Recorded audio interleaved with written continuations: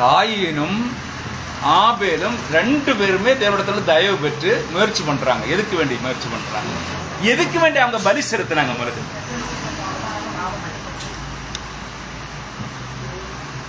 சரி சரி, நான் இது கொண்டு வரேன். இடையில நான் மறந்துட்டேன்னா ஞாபகப்படுத்த சொல்லி தரேன்.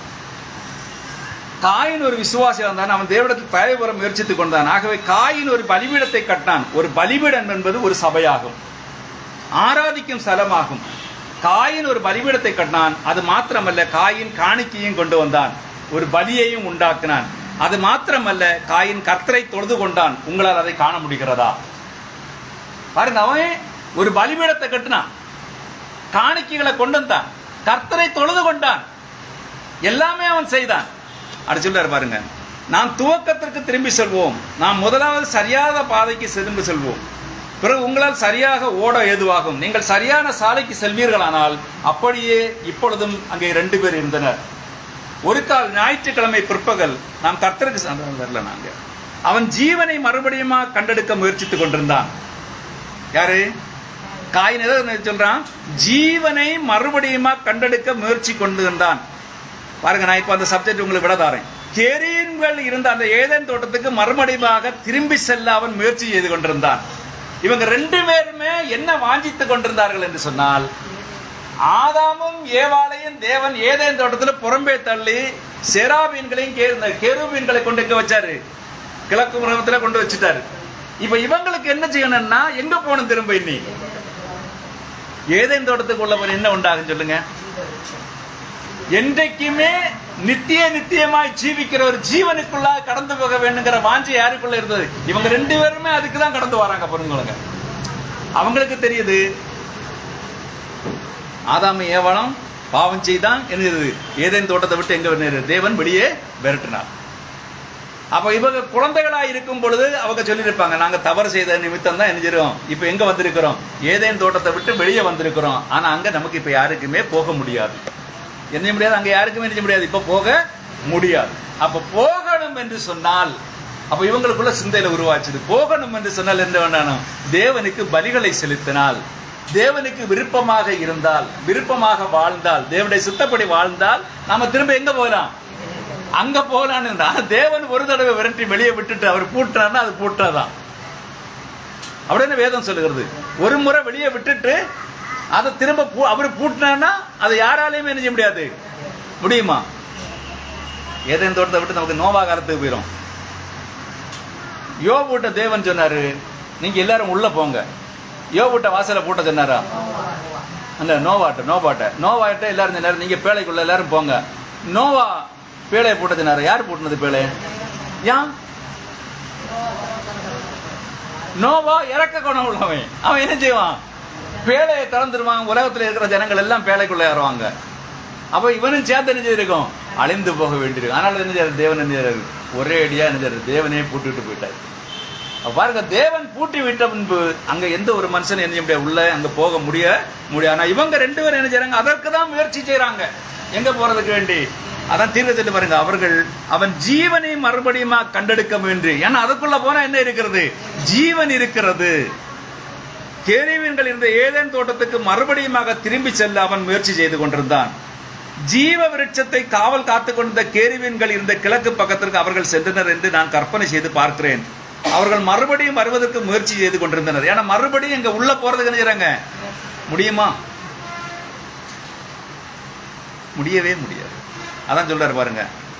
ஆகவே ஒரு மனிதன் தன்னுடைய முடிவில் அவனுடைய ஆத்மா எங்கு செல்லும் என்ற காரியமானது நிச்சயமற்ற நிலையில் இருக்கையில், நல்லா புரிஞ்சுக்கணும், ஒரு மனிதன் தன்னுடைய முடிவில் அவனுடைய ஆத்மா எங்கு செல்லும் என்ற காரியமான நிச்சயமற்ற நிலையில் இருக்கையில் அவன் கடமைக்கென்று சபைக்கு செல்லுதல் என்பதை அவன் செய்யவே கூடாது.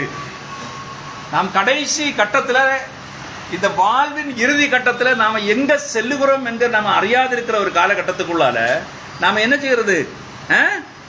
கடமைக்குங்கிறது சபைக்கு செல்ற காரியம் என்ன கூடவே கூடாது. அவன் செய்யவே கூடாது. ஆகவே அவன் அங்கே தொழுது கொள்ளவே செல்கிறான். ஆகவே காயின் தன்னுடைய முழு இதயத்துடனே தேவன் ஒருவர் இருக்கின்றார் என்று நான் விசுவாசிக்கிறேன், நான் அவரில் கண்களில் தயவு உறவை நான் வந்து கொண்டிருக்கிறேன் என்று கூறினான். இதோ அவன் செல்கிறான், தான் பயிரிட்டு வளர்த்த நிலத்தின் கனிகளை எடுத்து வருகின்றான். அவன் அங்கே அங்கே அவன் வைக்கின்றான். ஒரு கால், அது பெரிய காலால் லீலி புஷ்பங்களையும் மற்ற அழகான மலர்களையும் வைக்கின்றான். அதை சுற்றிலும் வைக்கின்றான். பிறகு நகர்ந்து அந்த விதமான ஒரு சுபாவத்தை பற்றி நாம் சிலவற்றை கூறலாம். ஆகவே அவைகளை வைத்து விட்டு பின் நகர்ந்து முழங்கால் படியிடுகிறான். தன் கரங்களை மேலே உயர்த்தி தன்னுடைய தவறுகளை எல்லாம் அறிக்கையிட்டு யெகோவாவை தொழுது கொண்டான். ஆனா யெகோவா என்ன செஞ்சிட்டாரு? யெகோவா வேண்டாம்னு தலையசைத்தார். ஏன் தலையசைத்தார்?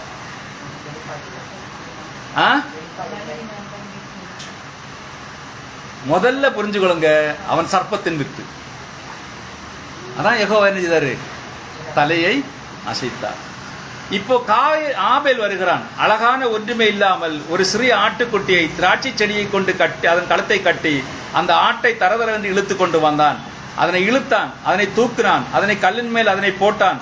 அவர்களிடம் கத்தி இல்லாது இருந்தது. ஆகவே ஒரு கல்லால் கூர்மையான கல்லை அல்லது அதை போன்ற ஒன்று எடுத்தான். அதனுடைய சிறிய தலையை இழுத்தான், அந்த சிறு தொண்டையை வெட்டினான், அந்த இருதயத்திலிருந்து தலைக்கு செல்லும் நரம்பை அறுக்கும் வரைக்குமாக வெட்டினான். அப்பொழுது அந்த சிறு ஆடானது கால்களை உதைத்துக் கொண்டிருந்தது, ரத்தம் பீரிட்டு தெரிந்து கொண்டிருந்தது.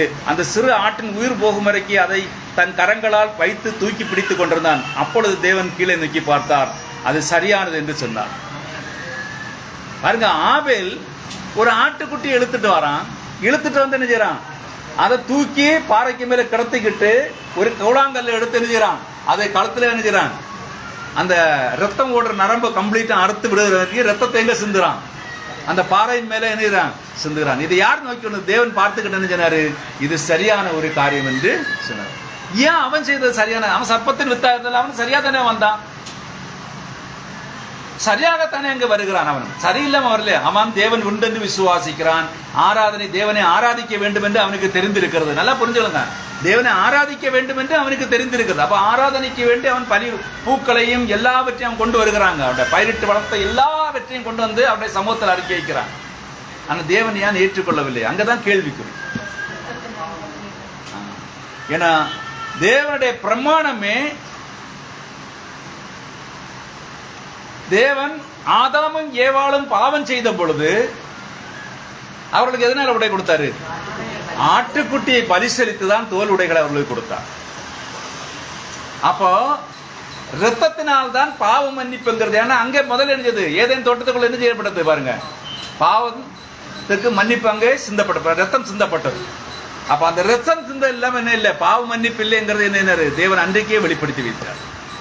அதான் சொல்றாரு பாருங்க, அதிலிருந்து ஒவ்வொன்றும் ஆவிக்குரிய விதமாக வெளிப்படுத்தப்பட்ட சத்தியம் என்பது உள்ளது. எப்படியாக தேவன் தம்முடைய இரக்கத்தினாலே பரிசுத்தாவின் செயல்பாட்டினாலே வார்த்தையாகிய ஆவிக்குரிய சத்தியத்தை வெளிப்படுத்துகின்றார்.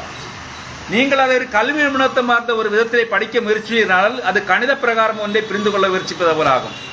ஏன்னா தேவன் என்ன சொல்றாருன்னா, எல்லா காரியங்களையும் வார்த்தையினாலே எழுதி வச்சு ஆவிக்குரிய ரீதமாக என்ன செய்யணும், தேவனுடைய சமூகத்துக்குள்ள அணுகி அதிலிருந்து வெளிப்பாட்டை பெற்றுதான் நம்ம என்ன ஜீவிக்க முடியும். பாருங்க, பவுல் அந்த பேதுரு வெளிப்பாட்டை பெற்றவரும் கூட கொஞ்சம் பின்வாங்க, வாங்காம இருக்கல்ல. அந்த வசனத்தை தொடர்ந்து வாசிங்களை பார்ப்போம். அந்த 16 நம்ம எதிர்பார்த்தோம்.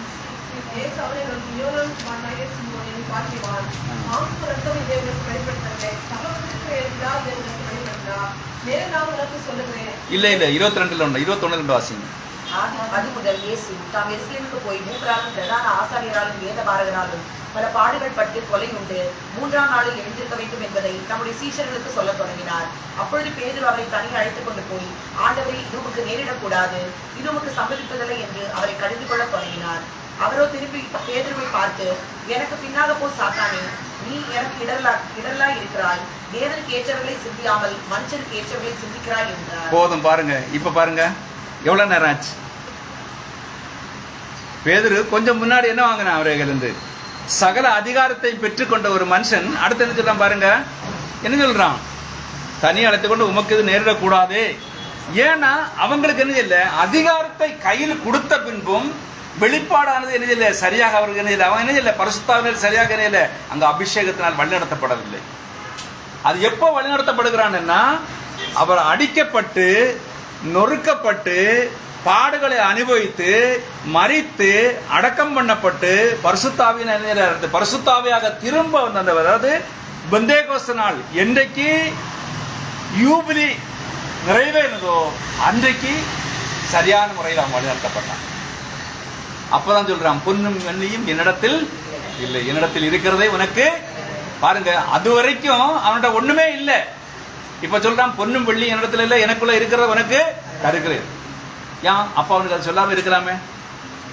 என்கிட்ட ஒண்ணும் இல்லப்பா, நான் போறேன்னு சொல்லிட்டு போறேன் இல்ல, அவன்கிட்ட இருக்கிறத கொடுக்குறான். அதான் சொல்றாரு பாருங்க, யோவான் 6:37-44 யோவான் 6:37-44 37-44 2 வசனம். எனக்கு கொடுக்கிற யாவும் என்னிடத்தில் வரும், என்னிடத்தில் வருகிறவரை நான் புறம்பே தள்ளுவதில்லை. என்னை அனுப்பின பிதா ஒருவரை எடுத்துக் கொள்ளாவிட்டால் அவர் என்னிடத்தில் வரமாட்டான். கடைசி நாளில் நான் அவரை எழுப்புவேன். பாருங்க, பிதாவானவர் எனக்கு கொடுக்கிற யாவும் என்னிடத்தில் வரும், என்னிடத்தில் வருகிறவரை நான் புறம்பே தள்ளுவதில்லை. என்னை அனுப்பினா பிதா ஒருவனை இழுத்துக் கொள்ளாவிட்டால் அவன் இடத்தில் வரமாட்டான். கடைசி நாளில் நான் அவனை எழுப்புவேன். பிதாவானவர் கொடுக்கிற யாவும் யாரிடத்தில் வரும்? என்னிடத்தில் வரும், என்னிடத்தில் வரும். பிதா எப்படி கொடுப்பார் சொல்லுங்க? பிதாவானவர் கொடுக்கிற யாவும் என்னிடத்தில் வரும். பிதா எப்படி கொடுப்பார்? பிதா ஒரு மனுஷனுடைய இதயத்தில், அதாவது ஆவியான தேவன் ஒரு மனிதனுடைய இதயத்தில் வெளிப்பாட்டை கொடுத்து, நீ காண்கிறாய் அதோ நிக்கல தேவாட்டு கொட்டி. அவன் சொல்றான் இல்ல, யோவான் யாரு? யோவான் சொல்றான் இல்ல, யோவான் சாணன் சொல்றான் இல்ல, இதோ லோகத்தின் பாவத்தை சுமந்து இருக்கிற தேவாட்டு குட்டி. அப்போ இது எனக்காக பரிகாரமாக செலுத்தப்பட வந்த தேவாட்டு குட்டி என்று எந்த ஒரு மனுஷன் புரிந்து கொள்கிறானோ அவன் தானாக யாரிடத்தில் கடந்து வருகிறான்? இயேசு இடத்தில் கடந்து வருகிறான். அதான் சில தேவனுடைய சபையானது முற்றிலும் கர்த்தராகிய இயேசு கிறிஸ்துவின் ஆவிக்குரிய வெளிப்பாடாக இருக்கும். எந்த ஒரு மனிதனாலும் தன் சொந்த விருப்பத்தை கொண்டு அதை பெற்றுக்கொள்ள முடியாது. எதில் தேவனுடைய சபையானது முற்றிலுமாக கர்த்தராகிய இயேசு கிறிஸ்துவின் ஆவிக்குரிய வெளிப்பாடாக இருக்கிறது. தேவனுடைய சபையாதான். சபை யாருடைய வெளிப்பாடாக இருக்கிறது? கர்த்தராகிய இயேசு கிறிஸ்துடைய வெளிப்பாடாக இருக்கிறது. எந்த ஒரு மனிதனாலும் தன் சொந்த விருப்பத்தை கொண்டு அதை பெற்றுக்கொள்ள முடியாது.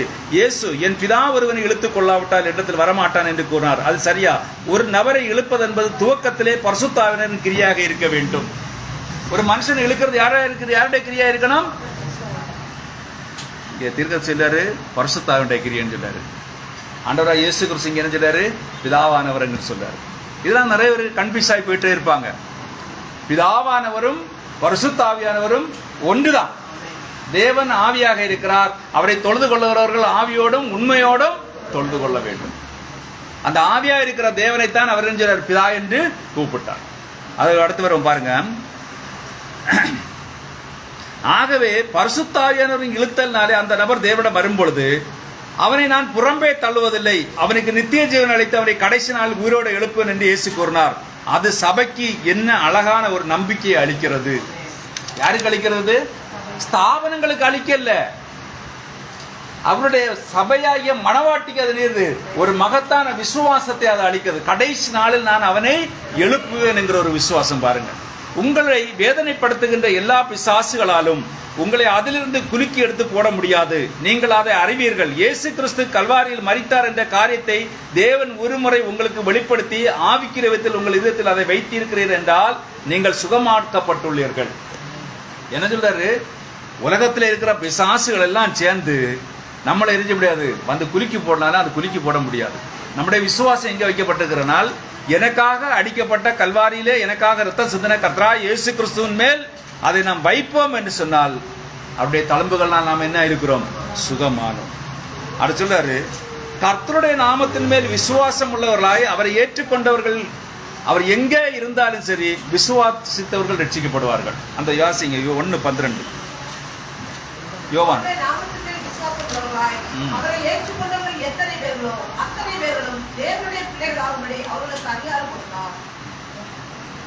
இப்பொழுது நீங்கள் உணர்ச்சி வசத்தினாலோ ரட்சிக்கப்பட்டிருப்பீர்களால், ஏதோ பரிதாபத்திற்குரிய சம்பவங்களால் ரட்சிக்கப்பட்டிருப்பீர்களால், உங்கள் பக்கத்து விட்டார் நீங்கள் வந்து உங்கள் இதயத்தை கிறிஸ்துவுக்கு அளித்து சபைக்கு செல்ல விரும்பினால் ரட்சிக்கப்பட்டிருப்பீர்களால், யாரோ ஒருவர் விரும்பினால் நீங்கள் ரட்சிக்கப்பட்டீர்கள் என்றால் அப்படியானால் அதை நான் சந்தேகிக்கிறேன். இங்க ரட்சிப்பை பற்றி எப்படி சொல்றாரு பாருங்க. உணர்ச்சி வசத்தினால ஒரு ரட்சிப்பு இருக்கிறது. அடுத்து நம்முடைய நடவடிக்கைகள்னால ஒரு ரட்சிக்கப்பட்டிருக்கிறது. அடுத்து பக்கத்து வீட்டுக்காரங்க வந்து சொல்லி நம்ம சபைக்கு போய் அப்படி ஒரு ரட்சிப்பு இருக்குது. அடுத்து யாரோ ஒருவர் விரும்புறதுனால நான் ரட்சிக்கப்பட்டுக்கிறேன்னு சொல்றதுலையும் ஒரு ரட்சிப்பு இருக்கிறது. ஆனா அதெல்லாம் ரட்சிப்பே கிடையாது. அதான் சொல்றாரு, அதையெல்லாம் ரட்சிக்கப்பட்டால் அப்படியெல்லாம் அது நீங்கள் தாமே சரியான விவேகத்துடனும் தெளிந்தவர்களாகவும் கர்த்தராகிய இயேசு கிறிஸ்துவின் சிந்தப்பட்ட இரத்தத்தின் அடிப்படையாக கொண்டு உங்கள் இருதயத்தின் ஆழத்தில் அவரை உங்களுடைய தனிப்பட்ட இரட்சகராக ஏற்றுக்கொண்டு வருவீர்களானால் அப்போது பாதாளத்தில் இருக்கின்ற எல்லா பிசாசுகளாலும் உங்களை அதிலிருந்து அசைத்து போட முடியாது. அதுவே சரி. ரட்சிப்பு எங்க இருக்குன்னு கேட்டால் எங்க இருக்கு ரட்சிப்பு?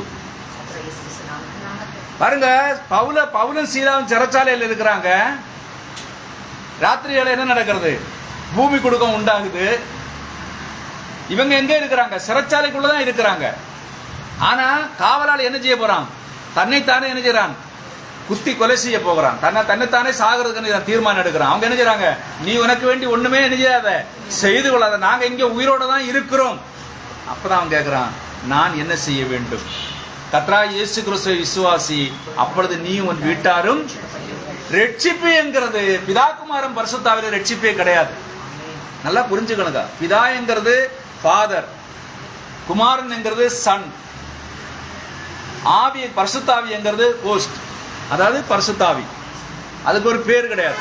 ஆனால் இது மூன்று சேர்ந்து யாருன்னா கர்த்தராகிய இயேசு கிறிஸ்து, சிருஷ்டிகர்த்தராகிய தேவனையும் இரட்சகராக இருக்கிற குமாரனையும் மீட்க போகிற பரிசுத்தாவியாக இருக்கிற ஒரே தேவனை வெளிப்படுத்துற அந்த பேர் கர்த்தராகிய இயேசு கிறிஸ்து. அதுதான் சரி. அதுக்கு முன்பதான் என்ன செய்யுது?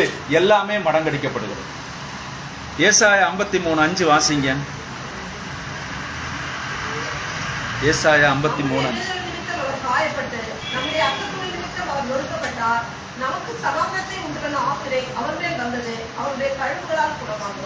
எங்க சுகமடைகிறீங்க?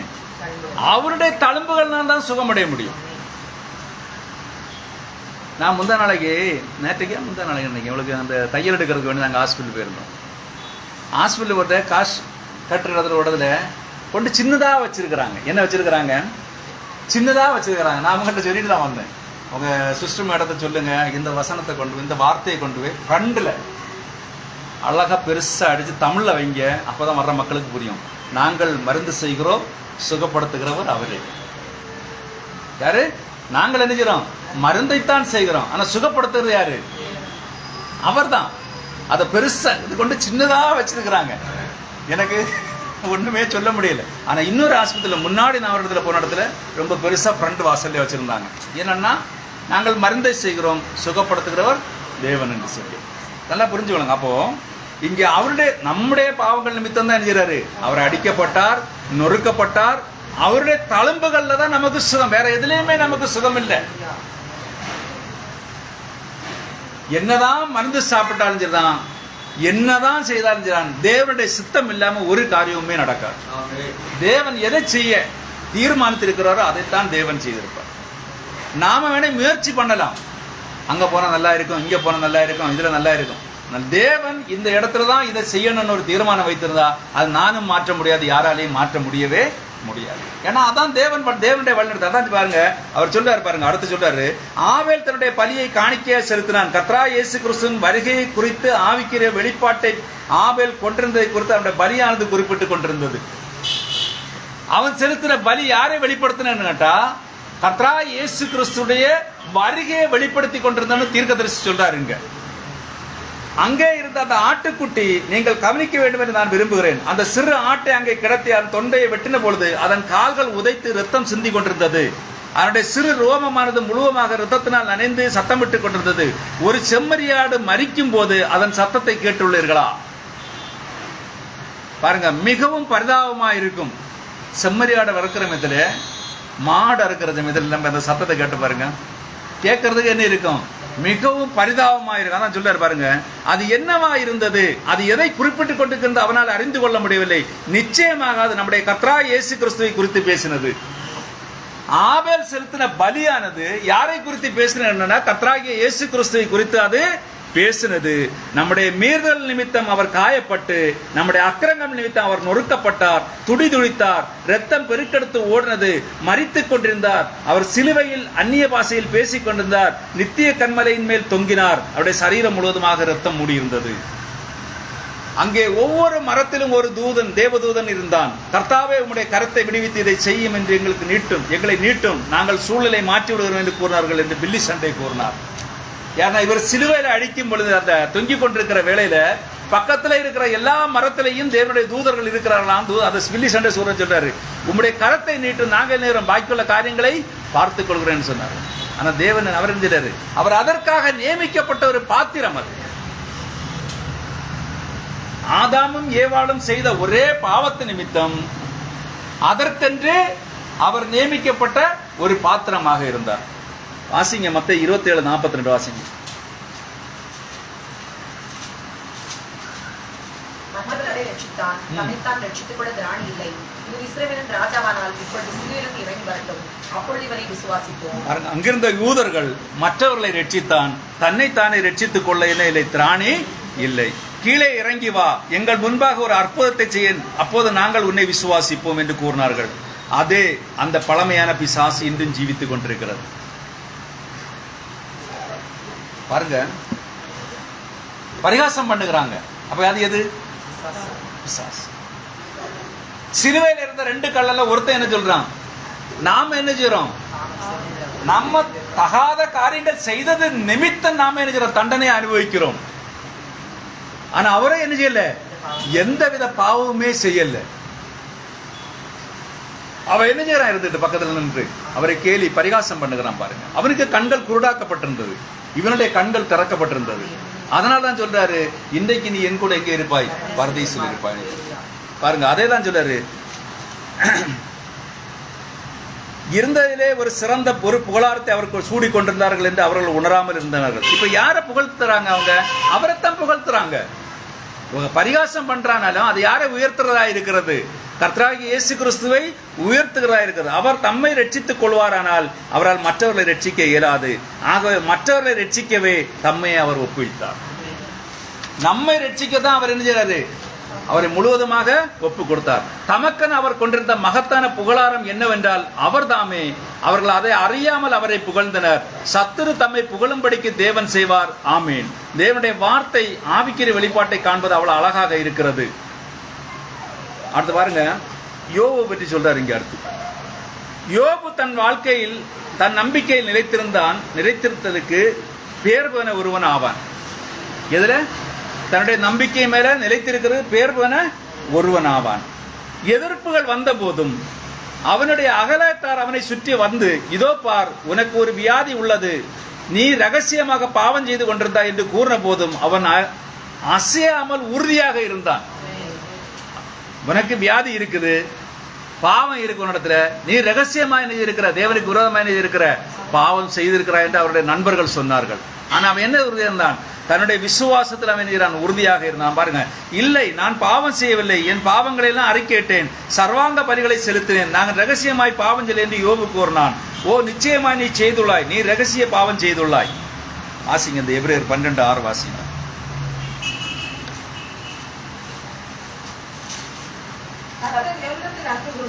அவனை அவர் சிருஷ்டித்து தாம் சேர்த்துக் கொள்கிற எந்த மகனை கண்டிப்பார் என்று பிள்ளைகளுக்கு சொல்லுகிறது போல் உங்களுக்கு சொல்லியிருக்கிற புத்திமதியை மறந்தீர்கள். கர்த்தர் எவனிடத்தில் அன்பு கூறுகிறாரோ அவனை அவர் சிட்சித்து தாம் சேர்த்துக் கொள்ளுகிற எந்த மகனையும் தண்டிக்கிறார் என்று பிள்ளைகளுக்கு சொல்லுகிறத போல உங்களுக்கு சொல்லி இருக்கிற புத்திமதியை மறந்தீர்களா? அப்ப பாருங்க, யாரை தேவன் நேசிக்கிறாரோ, யாரிடத்தில் தேவன் அன்பு கூறுகிறாரோ, யாரிடத்தில் தேவன் அதிக சிநேகம் வைத்திருக்கிறாரோ அவர்களை எல்லாரையும் தேவன் என்ன செய்கிறாரு? அவர் என்ன செய்யறாரு? பரீட்சை வைத்து பார்க்கிறார். அவர் என்ன செய்யறாரு? ஒரு டெஸ்ட் வைக்கிறார். நம்முடைய வாழ்க்கையில நம்முடைய விசுவாசம் எங்கே இருக்கிறது என்பதை அவர் பரீட்சித்து பார்க்கும்படி ஒரு பரிசோதனையை நம்முடைய வாழ்க்கையில் அவர் வைக்கிறார். ஆபிரகாமுடைய வாழ்க்கையில் அந்த பரிசோதனை தேவன் வைத்தார். யோபுடைய வாழ்க்கையில் அந்த பரிசோதனை தேவன் வைத்தார். ஒவ்வொரு தேவனுடைய, அதாவது தானியேலுடைய வாழ்க்கையில அந்த பரிசோதனை தேவன் வைத்தார். யோசேப்புடைய வாழ்க்கையில அந்த பரிசோதனை தேவன் வைத்தார். அவர்கள் எல்லாரும் யாரை சார்ந்து நின்றார்கள் என்று சொன்னால் தேவனை தான் சார்ந்து நின்றார்கள். அந்த அதாவது நம்முடைய வாழ்க்கையில் ஒரு சோதனை வரும் பொழுது அந்த சோதனையில் நாம் எந்த பக்கம் நிற்கிறோம் என்கிறதான் தேவன் எதிர்பார்க்கிறார். நாம் தேவனை சார்ந்து நிற்கிறோமா, இல்லை நாம் உலகத்தை சார்ந்து நிற்கிறோமா? உலகத்தை சார்ந்து நிற்கும் பொழுது தேவன் கவனியாமல் சென்று போய்விடுகிறார். அவரை சார்ந்து நிற்கும் பொழுது அவர் பொறுமையோடு நம்ம என்ன அது பொறுமையையும் சமாதானத்தையும் சந்தோஷத்தையும் நமக்கு தந்து என்ன அதுல இருந்து மீட்டுக் கொள்கிறதுக்கு வழியையும் தேவன் நமக்கு தருகிறார். என்ன மீட்டுக் கொள்கிறதுக்கு என்ன அவர் ஒரு வழியை வச்சிருப்பார். ஏன்னா தம்முடைய பிள்ளைகளை அவர் எந்த இடத்திலையும் வெட்கப்படுத்தப்பட்டதே கிடையாது. ஆபிரகாமுடைய வாழ்க்கையில இன்னொரு சோதனை வந்தது. மனைவிய சகோதரின்னு என்ன தெரிச்சனும் கூட்டிட்டு போயிட்டாங்க. தேவன் என்ன செய்தாரு? அவன் தானே அவன் என்ன சொல்றான்? அந்த ராஜா என்ன சொல்றான்? ஆண்டவரே, அவன் தன்னுடைய சகோதரி என்று சொல்றான். இல்லப்பா, அது அவனுடைய மனைவி. அது ஆனால் அவன் இவன் திரும்ப வந்து ஆபிரகாம் சொல்ற, அவள் எனக்கு உண்மையிலே சகோதரி தான். என் தகப்பனுக்கு அல்ல, தாக்கி என்னுடைய தாக்கில இன்னொரு தாக்கி பிறந்தவள் சகோதரி என்னங்க சொல்றான் பாருங்க. ஆனால் தேவன் என்ன செய்யறாரு? அவனுடைய இருதயத்துல உணர்த்தி என்ன செய்யறாரு? திரும்ப என்ன கொடுத்துடுறாரு. அவன் விட்டு பின்வாங்கல் அந்த சோதனையில இருந்து என்ன செய்யறான்? அவன் உண்மையதான் சொல்றான். எனக்கு அவள் ஒரு முறையில எனக்கு சகோதரன், ஆனா எனக்கு மனைவியானாள். அவள் சகோதரி தான், ஆனால் எனக்கு மனைவியானாள். அப்ப இங்க பாருங்க, தேவன் என்ன செய்யறாருன்னா ஒரு காரியங்களை செய்யும் பொழுது, நம்மளை பரிசோதனை பண்ணும் பொழுது, அந்த பரிசோதனையில என்ன நமக்கு இருக்குது? பொறுமையை தருகிறார், சமாதானை தருகிறார், இன்னும் அதிகமாய் அவரோடு கூட சேருகிற ஒரு சிலாக்கியத்தையும் தருகிறார். பாருங்க, இனி ஒரு இடத்துல நீங்க பாத்தீங்கன்னா, இந்த பொறுமையை தேவன் கொடுக்க ஒரு காரியத்தை சொல்லி தேவன் அனுப்பும் பொழுது அவன் என்ன செய்யறான்னா, தேவனுடைய வார்த்தைக்கு கீழ்ப்படியாமல் என்ன செய்யறான்? கீழ்ப்படியா என்ன செய்யறான்? கடலுக்கு அடியில போய் என்ன செய்யறான்? தர்சீசுக்கு, யோனா நினிவேக்கு போதில் எங்க போய் டிக்கெட் எடுக்கிறான்? தர்சீசுக்கு டிக்கெட் எடுத்து கிடக்கிறான். தேவன் விட்டார் அவனை. உனக்கு நான் கொடுத்த பணியை உன்னை கொண்டே செய்வன் என்று தேவன் தீர்மானித்த பிரகாரம் அவனை கொண்டே தேவன் அந்த பணியை செய்து முடித்தார். அவன் பின்வாங்கி ஓடுற பொழுதும் தேவன் அவனை இல்லை, விடவே இல்லை. ஏன்னா அவனை கொண்டு நியமித்த காரியம் அது. அப்போ இங்கே அது யோனாங்கிறது ஒரு சிறு தீர்க்கதரிசி. ஆனால் பெரிய பெரிய ஒவ்வொரு தேவனுடைய பிள்ளைகளையும் தேவன் என்ன செய்கிறார்? அவர்களை தன்னுடைய வழிக்கு கொண்டு வந்து அவர் சரியான பாதையில் செதுக்கிதான் வழி நடத்துகிறார். அதான் சொல்லார் பாருங்க. ஆனால் தேவன் அங்க ஒரு பரிசுத்தாவானோடு ஈடுபட்டு கொண்டிருந்தார். தேவனிடத்தில் வருகின்ற எந்த ஒரு குமாரனும் முதலாவது குழந்தையிலிருந்து சரியாக வளர்க்கப்பட வேண்டியவனாக இருக்கிறான். தேவனிடத்தில் வருகிற எந்த ஒரு குமாரனாக இருந்தாலும் சரி, குமாரத்தியா இருந்தாலும் சரி, என்ன செய்யறா? முதலாவது குழந்தையிலிருந்து சரியாக வளர்க்கப்பட வேண்டியவனாக இருக்கிறான். சிறிது அடி கொடுக்கப்பட்டு காரியங்கள் முரண்பாடாக செல்லும்படி செய்யப்பட வேண்டியதாக இருக்கின்றது. உங்கள் எல்லோருக்கும் அப்படி நடக்க பெற்றுள்ளீர்களா? அந்த சபையில கேட்கிறார் அவரு, உங்களுடைய வாழ்க்கையில நீங்க அப்படி நடக்க பெற்றுள்ளீர்களா? அப்படிப்பட்ட காரியங்களை சகித்துக் கொள்ளாத ஒவ்வொருவரும் வேசி பிள்ளைகளாக இருப்பீர்கள் என்று தேவனுடைய புத்திரராக இருக்க மாட்டீர்கள். வசனம் இருக்காது.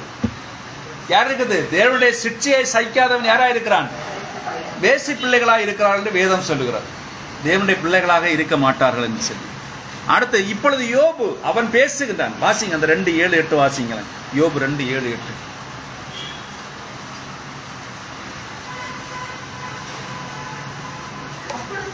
கர்த்தருடைய சன்னதியை விட்டு புறப்பட்டு யோபின் உள்ளங்கால் தொடங்கி அவன் உச்சத்தலை மட்டும் கொடிய பருக்களால் அவனை பாதித்தான். அவன் ஒரு ஓட்டை எடுத்து தன்னை சுரண்டி கொண்டு சாமலில் உட்கார்ந்தான். பாருங்க, இங்க சொல்ற தீர்க்கதரிசி யோபு தேவனை சபிக்க செய்ய வேண்டும் என்று சாத்தான் எல்லாவற்றையும் கொண்டு வந்து அவனை குத்தி கொண்டிருந்தான். யார சபிக்கணும் என்று? யோபு யார சபிக்கணும்னு நினைச்சான்? சாத்தான். தேவனை சபித்து தேவனை அதோட விட்டு பின்வாங்கி வர வேண்டும். இன்னைக்கு பாருங்க, இன்னைக்கு உண்மையான தேவனுடைய பிள்ளைகள் என்ன விதமான பாடுகள் அவருடைய வாழ்க்கையில் இருந்தாலும் அந்த பாடுகளை எல்லாம் அவருடைய பாதத்திலே வைத்து விட்டு பொறுமையோட இருக்கதான் தேவன் விரும்புகிறார். பொறுமையாக இருக்கணும். தேவன் அவசரமா எந்த ஒரு காரியத்தையும் தீர்மானம் சொல்றார். நமக்கு எத்தனை நாட்கள் நியமிக்கப்பட்டிருக்கிறோம் அந்த நாள் வரைக்கும் தேவனுடைய கரத்திலே அடங்கி இருக்கதான் வேதம் சொல்லுகிறது. ஆனா சாத்தான் என்ன நினைக்கிறான்னா, உடனே இருக்கணும். மனைவி போய் சொன்னா இல்ல, தேவனை தூசித்து ஜீவனை விடு, நீ ஜீவனை விட்டு. இத்தனை நாள் எனக்கு புருஷனா இருந்தது இல்ல. பாருங்க, நல்லா புரிஞ்சுக்கொள்ளுங்க. இத்தனை நாள் நீ எனக்கு புருஷனா இருந்தது போதும், நீ தேவனை தூசித்து ஜீவனை விட்டு விடு. நீ எங்க போனோம்? நரக குழிக்கு போனேன் அவ என்ன செய்யறா? தீர்மானம் பண்றாள். எங்க போனோம்? நரக குழிக்கு போக வேண்டும் என்று யோபுடைய மனைவி தீர்மானம் பண்ணாள். ஆனா யோபு தீர்மானம் எப்படியா இருந்தது? நம்ம இத்தனை நாட்கள் அவனுடைய கரத்தில் இருந்த நன்மைகளை பெற்று நாம் கொஞ்சம் தீமைகளை அனுபவிக்க முடியாதுன்னு சொல்றாரு. பாருங்க, அதான் சொல்றாரு, கடைசி சொல்றாரு, சபிக்க செய்யணும் எல்லாவற்றையும் கொண்டு அவன் குத்தி கொண்டிருந்தான். யோபுக்கு அதை குறித்து தெரியவில்லை. ஆனால் அவனுடைய விசுவாசமானது உறுதியாக நிலைத்திருந்து சிறிது காலம் கழித்து ஒரு செய்தி கொண்டு வருபவன் வந்தான். எலிகு அவனுடன் பேசத் தொடங்கினான். யோபு இந்த வார்த்தைகளை பேசினான், என் மீட்பர் உயிர் இருக்கிறார் என்று நான் அறிந்திருக்கிறேன். என்ன சொல்றான்? என் மீட்பர் உயிரோடு இருக்கிறார் என்று நான் அறிந்திருக்கிறேன். அது என்னவாக இருந்தது? அவனுக்குள் வந்த ஆவிக்குரிய வெளிப்பாடாகும். என்னுடைய மீட்பர் உயிரோடு இருக்கிறார் என்றும் அவர் கடைசி நாளில் பூமியில் மேல் நிற்பார் என்று நான் அறிந்திருக்கிறேன். இந்த தோல் புழுக்கள் இந்த சரீரத்தை அழித்தாலும் என் மாம்சத்திலிருந்து தேவனை பார்ப்பேன். கர்த்தராகிய இயேசு கிறிஸ்துவின் வருகையை குறித்துள்ள ஆவிக்குரிய வெளிப்பாடு. யாரை குறித்த வெளிப்பாடு? கர்த்தராகிய இயேசு கிறிஸ்துவை குறித்த ஆவிக்குரிய வெளிப்பாடு. அப்ப பாருங்க, ஆவிக்குரிய வெளிப்படுத்தப்பட்ட தேவனுடைய சத்தியத்தின் மேலேதான் அவருடைய சபையானது கட்டப்பட்டுள்ளது. வெளிப்பாட்டுக்கு மேலதான் சபை இருக்கு, வேற எங்கேயுமே சபை கிடையாது. என்ன சொல்றாரு பாருங்க, யோபு 4:14-7-9 வாசிங்க. 14:7-9. ஒரு மரத்தை குறித்தாவது நம்பிக்கை உண்டு. அது வெட்டி போடப்பட்டாலும் திரும்ப தலைக்கும். அது கிளைகள் துளிர்க்கும். தண்ணீரின் வாசனால் அது துளிர்த்து இளமரம் போல் கிளைவிடும். மனுஷனும் என்றால் செத்தபின் ஒளிந்து போகிறான். மனுஷன் ஜீவித்து போனவன் அவன் எங்கே? பாருங்க, அழகா சொல்றான் பாருங்க. யோபு அதை அறிந்தவனாக அந்த சிறிய பழைய விதையானது அழுகிறதை அவன் கண்டான். ஒரு விதை நிலத்திற்குள் செல்லும் போது நடப்பதை நான் காண்கிறேன். அது பூ தன்னுடைய ஆவியை விடுகின்றது, நிலத்திற்குள் செல்கிறது, குளிர்காலம் வருகிறது, உறைபனியாகின்றது. அந்த சிறு விதையானது அழுகும்படி செய்கின்றது. ஆனால் வசந்த காலம் வரும்பொழுது மறுபடியும் துளிர்த்து மேலே வருகின்றது என்றான். அதான் சொல்றாரு பாருங்க, ஒரு மரத்தை குறித்தாவது ஒரு நம்பிக்கை உண்டு. அது வெட்டி போடப்பட்டாலும் திரும்ப தழைக்கும். அதன் இளங்கிளைகள் துளிர்க்கும். அதன் வேர் தரையிலே பழையதாகி அதன் அடிக்கட்டை மண்ணிலே செத்தாலும் தண்ணீரின் வாசனையினால் அது துளிர்த்து இளமரம் போல் கிளைவிடும். மனுஷனோ வென்றால் செத்தவன் ஒளிந்து போகிறான். மனுபுத்திரன் ஜீவித்து போன அவன் எங்கே? மனுபுத்திரன் ஜீவித்து போன பின்பு அவன் எங்கே? நல்லா பாருங்க, அவனுக்குள்ள ஒரு விசுவாசம் இருந்தது. அந்த விசுவாசத்துல என் மீட்பர் உயிரோடு இருக்கிறார். அந்நிய கண்கள் அல்ல, என்னுடைய சொந்த, என்னுடைய மனைவியோட கண்கள். அவனை அப்படியே வச்சு நம்ம வைப்போம். என்னுடைய மனைவி கண்களால் அல்ல, என்னுடைய மக்களுடைய கண்களால் அல்ல, எனக்கு கூட இருக்கிற 4 நண்பர்களுடைய கண்களால் அல்ல, என்னுடைய சொந்த கண்ணால் நான் அவரை காண்பேன் சொல்றேன். அப்போ ஒரு மனவாட்டிக்குள்ள இருக்கிற விசுவாசம் அதுதான் இருக்கணும். ஒரு மனவாட்டிக்குள்ள இருக்கிற விசுவாசம் அதான் இருக்கணும். ஒரு மனவாட்டிக்கு நிலையத்துல கணவனும் மனைவியா இருக்கிற இருவரும் சேர்ந்து போவீங்கன்னு யாருமே நினைச்சிட்டு இருக்காதீங்க. கணவனும் மனைவியா இருக்கிறோம், இல்ல பிள்ளைகளா இருக்கிறோம், நம்ம குடும்பத்துல 5 பேர் இருக்கிறோம், 5 பேரும் சத்தியத்தை அறிஞ்சிருக்கிறோம், நம்ம 5 பேரும் அவர் வரும்பொழுது மனவாட்டியா இருக்கணும்னு அவர் தீர்மானம் வைத்திருந்தால்தான் அந்த 5 பேருமே அவரோட வருகையில் போக முடியும். இல்லை என்று சொன்னால் யார் ஒன்றே கணவனாக இருக்கலாம், இல்லை மனைவியாக இருக்கலாம், இல்லை பிள்ளைகளாக இருக்கலாம், யாராவது ஒருவரை தேவன் தீர்மானம் பண்ணால் அவர்கள் தான் போவார். அங்கதான் விசுவாசம். அதான் பாருங்க, அதான் சொல்ல அந்த கானானிஸ்தலத்தில் உன்னுடைய விசுவாசம் உன்னை ரட்சித்தது. அந்த விசுவாசம், நம்முடைய விசுவாசம் எங்கே இருக்கிற என்பது தேவன் பார்க்கிறார். வேற ஒன்றுமே பார்க்கல. யோபுடைய விசுவாசத்தையும் மனைவியுடைய விசுவாசத்தை வைத்து பாருங்கள். மனைவிடத்துல விசுவாசமே இல்லை. மனைவிடத்துல என்ன இல்லை? விசுவாசமே இல்லை. அவர்கள் 3 நண்பர்கள் முதல்ல வந்தார், பிறகு கடைசியில் ஒருத்தன் வரான். 4 பேர்களும் வந்தார்கள். 4 பேர்களும் அந்த காலத்துல ஞான தத்துவங்களை எழுதினவர்கள் தான். அவங்களும் வந்திருந்த அவங்கள்ட்ட என்ன இருந்தது? அவங்கள்ட்ட விசுவாசம் இருந்ததா? இல்ல. அந்த ஸ்தாபனத்துக்குரியவர்களாக, அந்த எந்த ஸ்தாபனத்தை அந்த ஸ்தாபனத்துக்குரியவர்களாக இருந்து நல்ல ஆலோசனைகள் அவருக்கு சொன்னார்கள். அவர்கள் கற்றறிந்த ஆலோசனைகள் அவருக்கு சொன்னார்கள். ஆனால் யோபோட தேவன் இடைப்பட்டு கொண்டிருக்கிறார். பாருங்க, அவன் அந்த ஆலோசனை கேட்டுக்கொண்டிருந்தாலும் அவனோட கூட யார் இடைப்பட்டு கொண்டிருக்கிறது? தேவன் இடைப்பட்டு கொண்டிருக்கிறார். அதான் சொல்றேன், காற்று வருகின்றது, அந்த மரத்தை கீழே தள்ளி அதை அப்புறப்படுத்துகிறது. ஆனாலும் அடிக்கட்டையானது நிலத்தில் இருக்கின்றது, அதர் வளர்ந்து மேலே வந்து மொட்டுக்களை கொண்டு வருகிறது, இன்னொரு மரத்தை வெளிக்கொணர்கிறது. மனுஷனோ வென்றால் கீழே படுத்து கிடக்கிறான், ஆண் ஜீவித்து போகின்றான், ஒளிந்து போகின்றான், அவன் பிள்ளைகளை துக்கிக்க வருகிறார்கள், அவன் அதை உணரான். உணருமா? நான் மரித்து போய் கிடக்கிறேன், பிள்ளைகள் வந்து துக்கிக்கிறாங்க, எனக்கு தெரியுமா? தெரியவே தெரியாது. ஆனா மரத்துக்கு மேல ஒரு நம்பிக்கை இருக்கிறது. படுத்து, அதாவது வெட்டி போடப்பட்ட மரத்தின் மேல ஒரு நம்பிக்கை இருக்கிறது. தண்ணீர் அதுக்கு பட்டோட அணிகிறது, அது வேரடித்து துளிர் விட தொடங்குகின்றது.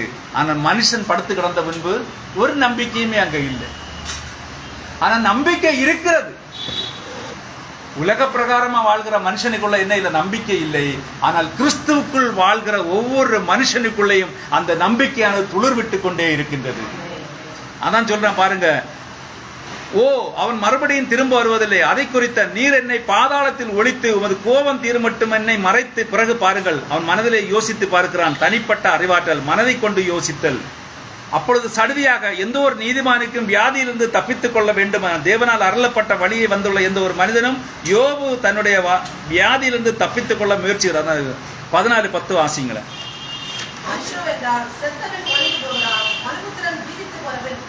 19:25 வாசிங்க. அப்படி என் மீட்பர் உயிரோடு இருக்கிறார் என்றும் அவர் கடைசி நாளில் பூமியின் மேல் நிற்பார் என்றும் நான் அறிந்திருக்கிறேன். இன்மையும் தோல் முதலானவை அழுகி போன பின்பு நான் என் மாம்சத்தில் இருந்து தேவனை பார்ப்பேன், அவரை நானே பார்ப்பேன். அந்நிய கண்கள் அல்ல, என் கண்களே அவரை காணும். இந்த வாஞ்சையால் என் உள்ளத்திலேகள் எனக்குள் சோர்ந்து போகிறது. பாருங்க, இவ்வளவு வேதனைகள் பத்தியிலையும் அவனுக்குள்ள ஒரு விசுவாசமானது எரிந்து கொண்டிருக்கிறது. இவளுடைய பலவீனங்கள் மத்தியிலையும் அவனுக்குள்ள ஒரு விசுவாசமானது எரிந்து கொண்டே இருக்கிறது. அது அவர்களுக்கு தெரியவே இல்லை. ஆனா அவன் என்ன சொல்ற பாருங்க, நான் சொல்லுகிற இந்த வார்த்தைகள் எழுதப்பட்டால் நலமாயிருக்கு, அவைகள் ஒரு புஸ்தகத்தில் வரையப்பட்டது அல்லது என்றென்றைக்கு நிலைக்கு அவைகள் கருங்கலிலே உளிவட்டாலும் ஈய எழுத்தாகவும் பதிந்தால் நலமாயிருக்கும்னு சொல்லுறான் பாருங்க. கருங்கல் எழுதியணும், உளிவட்டாட்டும் வச்சு அடுத்துன்னு ஈயத்தை கொண்டு எழுதி எழுதியணும், அதை வச்சிருந்தா என்ன இருக்கும், நலமாக இருக்கும். நீங்க ஒண்ணு மட்டும் சிந்திச்சு பாருங்களேன், யோபு சொன்ன இந்த வார்த்தைகளை நாம இன்று தியானிப்போம் என்பதை யோபு அறிந்திருந்தானா?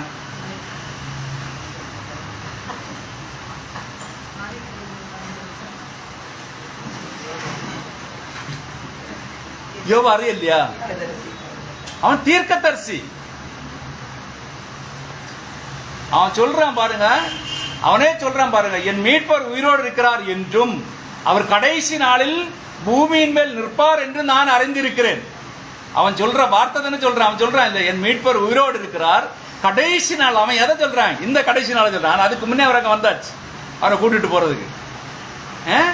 அதை அறிந்திருக்கான். அவ பாருங்க, அவனுக்கு நிச்சயமாக தெரியும் இந்த வார்த்தைகளானது யாருக்காக கொடுக்கப்பட்டிருக்கிற என்பது அவனுக்கு நன்றாக தெரிந்திருக்கிறது. யாருக்காக கொடுக்கப்பட்டிருக்கிறது? மணவாட்டிக்காக இந்த வார்த்தையானது கொடுக்கப்படுகிறது. மணவாட்டிக்கு தான் போஜனம்.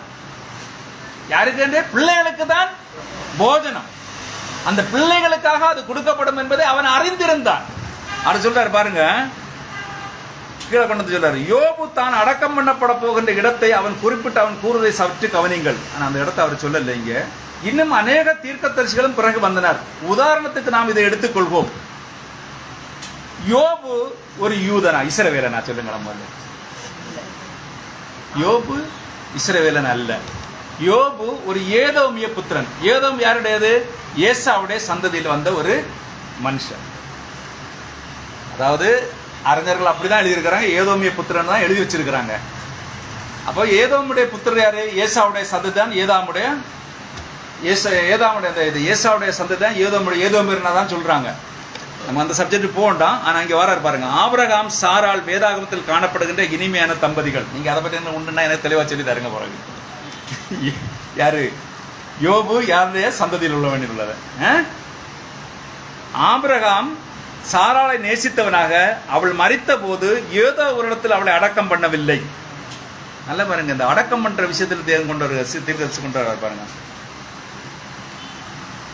ஏதோ ஒரு காரியத்தை குறித்து ஆவிக்குரிய வெளிப்பாட்டை ஆபிரகாம் கொண்டிருந்தான். யோபு கொண்டிருந்த அதே காரியத்தை வெளிப்பாட்டை அவன் கொண்டிருந்தான்.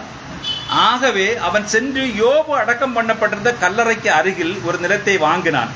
சரியாக பாலஸ்தீனத்தில் அதை வாங்கி அங்கே சாராளை அடக்கம் பண்ணினான். மாசிங்களா அந்த வசனம்? 25:10 நினைக்கிறேன், ஆதியாகமம்.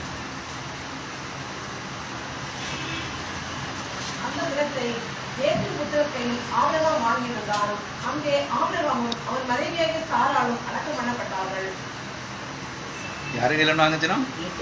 ஏத்தின் புத்தர்கள். அந்த மக்கபேலோ புகை என்ன ஏதோ ஒரு இடத்துல கொண்டு போயினே இல்லை, அங்க அடக்கம் பண்ணல. அப்போ ஆபிரகாமுக்கு தேவன் வெளிப்படுத்தி கொடுத்திருக்கிறார், இந்த இடத்துல தான் யாரை கொண்டு அடக்கம் பண்ணணும், இது அடக்கம் பண்ணணும் என்று. ஆனா நான் சொன்ன அந்த கூற்றின் பிரகாரம், அறிஞர்கள் சொன்ன அந்த கூற்றின் பிரகாரம் பார்க்கும் பொழுது ஆபிரகாமுக்கு முன்னாடி யார் வாழ்ந்திருக்கிறது? யோபு வாழ்ந்திருக்கிறான். ஆனா இந்த வேதாகம ஒத்து வாக்கி தான் அந்த புக்கு, அது என்னது காணும் புக்கு, நான் அதெல்லாம் பார்த்தேன். அதுல அவங்க கொடுத்துருக்க அந்த கருத்தானது எனக்கு பார்வை தெரிஞ்சது தெரியாது. ஏதோமுடைய காலம் அப்படிங்கிறது பின்னாடியில் வருது. யாக்கோபுடைய காலத்துக்கு பின்னாடி தானே ஏதோமுடைய, யாக்கோபுடைய காலத்தோடு தானே ஏதாமுடைய காலம் வருகிறது, ஈசாக்குடைய சந்ததியுடைய காலங்கள்ல. ஆனா ஆபிரகாம் அதற்கு முன்பாக மனைவி என்கிறான். அப்ப அதற்கு முன்பாக யோபு இறந்து போயிருக்கிறான். புரிஞ்ச? அந்த யோபு இறந்த இடத்துக்கு பக்கத்துல தான் கொண்டு போய் நேரான்னா இவன் மக்கப்பேல அந்த குகையை வாங்கி தன்னுடைய மனைவியை கொண்டு அங்க அடக்கம் பண்றாட்டுன்னு சொல்லி இங்க சொல்லப்பட்டு பாருங்க. அடுத்து அநேக வருடங்கள் கழித்து ஆபிரகாம் மரித்த போது அவன் கொண்டு போகப்பட்டு சாராளுடன் அடக்கம் பண்ணப்பட்டான். ஆபிரகாம் ஈசாக்கை பெற்றான், அவனு ஆபிரகாமோடு அடக்கம் பண்ணப்பட்டான். ஈசாக்கு யாக்கோவை பெற்றான், யாக்கோவும் அங்கே தூரத்திலே எகிப்திலே மரித்தான். யாக்கோவு எங்க மரிக்கான்? இப்போ எகிப்தில மரிக்கிறான். மரிக்கிற சமயத்துல யோசேப்பிட்ட ஒரு உறுதியான வாங்குறான். எங்க செய்யறான்? என்ன ஆனா வாங்குறான்? அடக்கம் பண்ண விட அவனை கையை எங்க வைக்க சொல்றான்? அவனை தொடையில கையை வச்சுட்டு எனக்கு நீ ஆணையிட்டு கொடுன்னு சொல்றான். என்ன செய்யற? என்ன இங்கே நீ அடக்கம் பண்ணாயாக. ஏன் பாருங்க, ஆபிரகாம் மரியாதை சாரால அடக்கம் பண்ண இடத்துல யார் அடக்கம் பண்ணியாச்சு? ஆபிரகாம் அடக்கம் பண்ணியாச்சு. ஆபிரகாம் அடக்கம் பண்ண இடத்துல யார அடக்கம் பண்றாங்க? கொண்டு ஈசாக்கையும் அடக்கம் பண்றாங்க. ஈசாக்கு அடக்கம் பண்ண இடத்துல யாரு இருக்கிறது? இப்போ யாக்கோபுன்னு சொல்றான். என்ன கொண்டு எங்க அடக்கம் பண்ணணும்? என்னுடைய பிதாக்களுடைய சமூகத்தில் கொண்டு அடக்கம் பண்ணணும்னு சொல்றான். அடுத்து நீங்க பாத்தீங்கன்னா யோசேப்பா தான் சொல்றான், நீங்கள் என்றாவது ஒரு நாள் இந்த தேசத்தை விட்டு என்ன செய்வீங்க? போவீர்கள். அப்பொழுது கொண்டு என்ன எங்க நிற என் எலும்புகளை கொண்டு அங்க வைங்கன்னு சொல்ற. பாருங்க, அப்ப அந்த எலும்பு என்ன செய்யும்? உயிர் பெறும் என்பதை யார் அறிந்திருந்தான்? யோசேப்பு அறிந்திருந்தான். அதான் சொல்றாரு பாருங்க, தேசத்துக்கு வெளியில், அதாவது ஈசாக்கு யாக்கோவை பெற்றான், யாக்கோவு அங்கே தூரத்திலே எகிப்திலே மரித்தான். தேசத்திற்கு வெளியில், வாக்குத்தத்தம் பண்ணப்பட்ட தேசத்திற்கு வெளியில் மரித்தான். அவன் வாக்குத்தத்தம் பண்ண தேசத்துல மரிக்கல, வெளியில தான் மரித்தான். ஆனால் அவன் நினைவில் வைத்திருந்தான், அவன் ஆவிக்குரிய மனிதன் ஆவான். அவன் யோசேப்பை, என் மகனை சற்று வா. யோசேப்பு ஒரு தீர்க்கதரிசி ஆவான். அவன் உன் கையை தொடையின் மீது வை. ஒரு இரவில் நான் பரிசுத்தாவியனுடன் போராடின போது அவர் என்னை நொண்டியாக்கினார். அப்போதிலிருந்து நான் நொண்டி நடந்தேன். உன் கையை இங்கே வை. பரிசுத்தாவினர் தம்முடைய கரத்தை வைத்த இடத்திலே வைத்து இங்கே என்னை அடக்கம் பண்ண மாட்டேன் என்று ஆபிரகாம் என் பேரில் ஆணையிட்டு கொடு என்று கூறினான். ஏன் அப்படி கூறினான்? குறிப்பிட்ட இடத்தில் அடக்கம் பண்ணுவதால் என்ன வித்தியாசத்தை அது உண்டாக்க போகிறது? குறிப்பிட்ட இடத்தில் அடக்கம் பண்ணப்படுகிறனால் என்ன வித்தியாசம் சொல்லுகிற பாருங்க. ஆனால் அவன் ஒரு தீர்க்கதரிசி ஆவான். அவன் ஆவிக்குரிய வெளிப்பாட்டை பெற்றிருந்தான். இங்கே என்னை அடக்கம் பண்ணாதே, நான் கடந்து போன பின்பு என் மக்களோடு நானும் சேர்க்கப்படுவேன். என்னை வாக்குத்தத்தம் பண்ணப்பட்ட தேசத்திற்கு திரும்ப எடுத்து செல், அங்கே என்னை அடக்கம் பண்ண என்று கூறினான். அதற்கு யோசேப்பு ஆணையிட்டு கொடுக்கிறேன் என்றான். ஆகவே அவன் தகப்பனுடைய ஈசாக்கை கொண்டு சென்று அடக்க நிகழ்ச்சிக்கு பிறகு ஆபிரகாம், ஈசாக்கு, யாக்கோபு, யோபு அந்நாட்கள் இருந்த எல்லா கோத்திர பிதாக்களோட அடக்கம் பண்ணினான். பிறகு யோசேப்பும் தனக்கு வயதாகின போது மரிக்கும் தருணத்தில் வந்து அவன் ஆவிக்குரிய வெளிப்பாட்டை பெற்றிருந்த அவனும், என்னை இங்கே எகிப்திலே அடக்கம் பண்ண வேண்டாம், என்னை ஒரு பெட்டியில் மாத்திரம் வைத்து விடுங்கள். ஏனென்றால் ஒரு நாளில் கர்த்தர் உங்களை சந்திப்பார். அப்போது நீங்கள் புறப்பட்டு செல்லும் போது என் எலும்புகளை உங்களோடு கூட எடுத்து சென்று வாக்குத்தத்தம் பண்ணப்பட்ட தேசத்திலே அவளை அடக்கம் பண்ணுங்கள் என்று கூறினான். பாருங்க, பழைய ஏற்பாட்டில் இருந்த அத்தனை விசுவாசிகளும் அத்தனை தேவனுடைய பிள்ளைகளுக்கு ஒரு வாஞ்சை இருந்தது. என்னன்னா, அங்க வாக்குத்தத்தம் பண்ணப்பட்ட தேசத்துக்கு வெளியில அவர்கள் மரித்தாலும் அவர்கள் என்ன சொல்றாங்கன்னா, எங்களை கொண்டு எங்க அடக்கம் பண்ணப்பட்டு நாங்க பாலஸ்தீனால தான் அடக்கம் பண்ணப்படணும், எங்களை நாங்க அங்கதான் இருக்கணும். ஏன்? ஆண்டவராய் இயேசு கிறிஸ்து பாலஸ்தீனாவுக்கு வருவார் என்கிற ஒரு வெளிப்பாடு அவங்களுக்குள்ள இருந்தது. அவர் மரித்து அடக்கம் பண்ணப்படுவார் என்கிற வெளிப்பாடு அவர்களுக்குள்ள இருந்தது.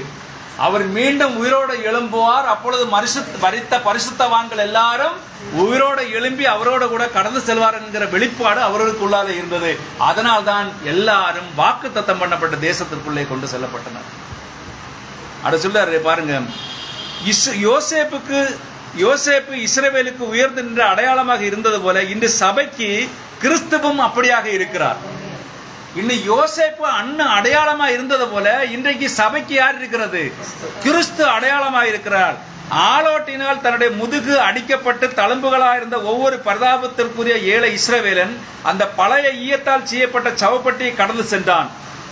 ஒரு அருங்காட்சியகத்தில் யோசேப்பு கிடத்தப்பட்ட அந்த சவப்பட்டியின் மேல் என் கையை வைத்தேன் என்று நான் நினைக்கிறேன்.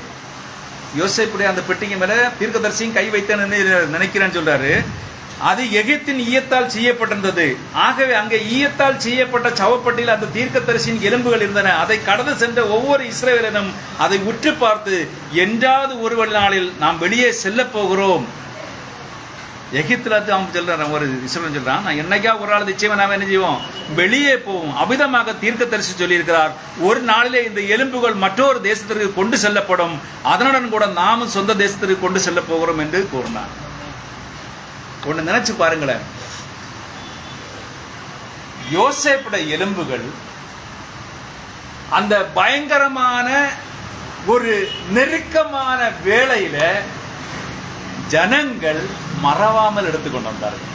எப்படிப்பட்ட வேலை அந்த வேலை நினைச்சு பாருங்க. பார்வன் என்ன சொன்னான், ஒரு கணே இல்லாத எல்லாரையும் விரட்டி விட்டுரு. தேவன் என்ன செய்றாரு, பக்கத்து வீட்டுக்காரன் எல்லாத்தையும் வாங்கிட்டு நீங்க என்ன செய்யுங்க, செழிப்பா பூமியை விட்டு அந்த தேசத்தை விட்டு கடந்து வாங்க. அந்த நேரத்திலையும் அவங்க என்னத்தை மறக்கல, யோசேப்புடைய எலும்பை மறக்கவில்லை.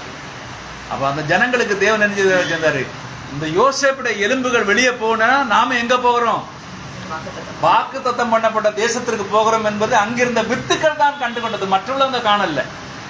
அது சொல்றாரு பாருங்க, அதுதான் இன்றைக்கு ஒவ்வொரு கிறிஸ்தவனின் நம்பிக்கையாகும். நம்முடைய நம்பிக்கை அதான்.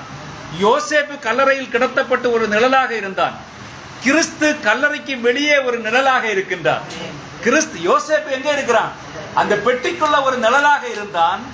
இன்றைக்கு கிறிஸ்து எப்படி இருக்கிறாரு, கல்லறைக்கு வெளியே ஒரு நிழலாக இருக்கிறார். அவர் ஜீவிக்கிறவராக இருக்கிறார். இன்றைக்கு நல்லா புரிஞ்சுக்கல, இன்னும் எப்படி இருக்கிறார்னா அவரு ஜீவிக்கிறவராக இருக்கிறார். ஆனா யோசேப்பு ஒரு எலும்பாக இருந்திருக்கிறான், அந்த ஜனங்களுக்கு அடையாளமாக இருந்தார். இன்னும் ஜீவிக்கிற தேவனாக கிறிஸ்தவர்களுக்கு யார் அடையாளமாக இருக்கிறது, இயேசு கிறிஸ்து அடையாளமாக இருக்கிறார். அதான் சொல்றாரு, உயிர்த்தெழுதல் உங்களால் அதை காண முடிகிறதா, எது உயிர்த்தெழுதல் அதை உங்களால் காண முடிகிறதா. எப்படியாக அந்த பழங்காலத்து யூதர்கள் அந்த சவப்பட்டிக்குள்ளாக எட்டி பார்த்து இந்த எலும்புகளை பார்த்து எந்தா ஒரு நாள் தங்கள் இடத்தை விட்டு செல்ல போகிறோம் என்று அறிந்து கொண்டார்கள். பிறகு மோசே இஸ்ரவேல் புத்திரை வாக்குத்தத்தம் பண்ணப்பட்ட தேசத்துக்கு திரும்பி கொண்டு போக வந்தபோது யோசேப்பின் எலும்புகளை ஒன்று சேர்த்து எடுத்து அவனுக்கு முன்பாக அவைகளை சுமந்து சென்றனர். அவைகள் பாலஸ்தீனாவுக்கு கொண்டு சென்று பாலஸ்தீனாவில் அந்த எலும்புகளை புதைத்தான். அதை அப்படி ஏன் செய்தனர் என்று தெரியுமா, ஆவிக்குரிய வெளிப்பாடு. ஏன் யோசேப்புடைய எலும்புகளை கொண்டு பாலஸ்தீனாவில் புதைத்தனர், அது ஒரு ஆவிக்குரிய வெளிப்பாடு. உயிர்த்தெழுதலின் முதற் பலன்கள் பாலஸ்தீனாவில் தான் வெளிவரும் என்று எகிப்திலிருந்து வராது. நல்லா புரிஞ்சுக்கொள்ளுங்க, உயிர்த்தெழுதலுடைய முதற் பலன் எங்க இருந்து வருது, பாலஸ்தீனாலிருந்து தான் வரும், எகிப்திலிருந்து வராது, எத்தியோப்பியால இருந்து வராது, சூடான்ல இருந்து வராது. அப்போ கிறிஸ்துவுக்குள்ளாக ஜீவிக்கின்ற அல்ல இதற்கு முன்பாக மரித்து போன மனவாட்டியா வித்துக்கள் முதல்ல எங்க இருந்து எழும்புவாங்க, வெளியே இருந்து எழும்புறாங்க, எனக்குள்ள இருந்து எழும்புறாங்க, கிறிஸ்துவுக்குள்ள இருந்து எண்ணுகிறாங்க. முதலாவது அதான் பவுலப்போஸ்தலன், முதலாவது மரித்தவர்கள் உயிரோடு எழும்புவார்கள், பின்னே உயிரோடு இருக்கிற நாமும் அவரோடு கூட எடுத்துக்கொள்ளப்பட்டு அவரோடு கூட நாம் கடந்து செல்வோம் சொல்றாங்க. அதான் பாருங்க, உயிர்த்தெழுதல் முதற் பலன்கள் பாலஸ்தீனாலிருந்து வெளிவரும் என்று எகிப்திலிருந்து வெளிவராது என்று அந்த தீர்க்கதரிசிகள் அறிந்திருந்தனர். உயிர்த்தெழுதல் எகிப்துக்கு வந்து கொண்டிருக்கவில்லை, அது பாலஸ்தீனாவுக்கு வந்து கொண்டிருந்தது. அதன் காரணமாக தான் தங்கள் பாலஸ்தீனால் அடக்கம் பண்ணப்பட வேண்டும் என்று விரும்பினார்கள். ஏன்னா அவங்களுக்கு ஒரு நல்ல வெளிச்சம், ஒரு பிரகாசமான, ஒரு ஐஸ்வர்யமான, ஒரு ஆசீர்வாதமான ஒரு இருதயம் அவங்களுக்குள்ள இருந்து என்னன்னா ஒரு வெளிச்சம் பிரகாசிக்கிற ஒரு இது என்னன்னா நம்முடைய மீட்பர் நிச்சயமாக இஸ்ரவேல்ல வருவார். திரும்பவும் எங்க வருவாரு, இஸ்ரவேல்ல வருவார். அவங்க எகிப்துக்கு வரமாட்டாரு, அவர் சூடானுக்கு வரமாட்டார், எத்தியோப்பியா வரமாட்டார், பக்கத்துல சுற்றி இருக்கிற நாட்டுக்கு அவர் வரமாட்டார். எங்க வருவார், இந்த இஸ்ரவேல் தேசத்தில் நம்முடைய மீட்பர் வருவார் என்கிறது அவர்கள் அறிந்திருந்தார்கள். அவருடைய மீட்பர் வருவார் என்பது யார் அறிந்திருந்தது, ஒவ்வொரு பழைய ஏற்பாட்டு தீர்க்கதரிசிகளும் அறிந்திருந்தார்கள். அதான் சொல்றார் பாருங்க, அதன் காரணமாக தான் என்னை இயேசுவில் அடக்கம் பண்ணுங்கள் என்று நான் கூறினேன். நம்ம ஒவ்வொருவரும் யாருக்குள்ள அடக்கம் பண்ணப்பட்டிருக்கோம், மாம்சமா இருக்கிற நாம இப்ப அடக்கம் பண்ணப்பட்டிருக்கோம். எதுல, கர்த்தராகிய இயேசு கிறிஸ்து நாமத்திற்குள்ளாக அடக்கம் பண்ணப்பட்டோம். அதான் சொல்ல தீர்க்கதரிசி சொல்றாரு, என்னை இயேசுவின் நாமத்திற்கு இயேசுக்குள்ளாக அடக்கம் பண்ணுங்கள் என்று கூறினேன். இயேசுவில் உள்ளவர்களை இரண்டாம் வருகையில் அவரோட கூட தேவன் அவர்களை கொண்டு வருவார். கிறிஸ்துவுக்குள்ள இருக்கிறவங்களை தான் கொண்டு வருவார், மற்றுள்ளவங்களை அவர் தேவன் கொண்டு வர மாட்டார். மற்றுள்ளவங்க நம்பல, நான் நம்பப்படான்னு சொல்லலையே. எப்படி காயின் நம்பினானோ அதே போல் இந்த உலகத்தில் இருக்கிற எல்லா ஜனங்களும் தேவன் மேல் விசுவாசம் வைக்கலாம். தேவன் மேல் ஜெபம் பண்ணலாம், தேவனிடத்திலிருந்து ஆசீர்வாதங்களை பெற்றுக்கொள்ளலாம், தேவனிடத்திலிருந்து சகல நன்மைகளையும் பெற்றுக்கொள்ளலாம். ஆனால் வெளிப்பாடு என்கிறது ஆபேலுக்கு தான் இருந்தது. அப்ப வெளிப்பாடு என்கிறது மணவாட்டிக்கு தான் இருக்கிறத தவிர மற்றவங்களுக்கு வெளிப்பாடுங்கிறது கிடையவே கிடையாது. அதான் சொல்றாரு பாருங்க, இயேசுவில் உள்ளவர்களை இரண்டாம் வருகையில் தேவன் கொண்டு வருவார். அதை குறித்து உலகம் என்ன சொன்னாலும் எனக்கு கவலை இல்லை. நான் மரித்து கிறிஸ்துவுக்குள்ளாக அடக்கம் பண்ணப்படுவேனாக. அல்லேலூயா. யாருக்குள்ள அடக்கம் பண்ணணும்? கிறிஸ்துவுக்குள்ளாக அடக்கம் பண்ணுவதனாக.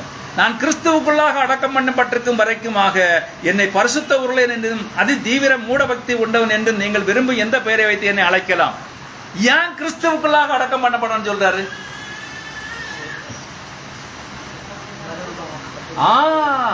எப்படி அவர் மர்வமானாரோ அப்படியே கிறிஸ்துவுக்குள்ளாக அடக்கம் பண்ணப்பட்டிருக்கிற ஒவ்வொரு வித்துக்களும் மர்வமாக்கப்படும்.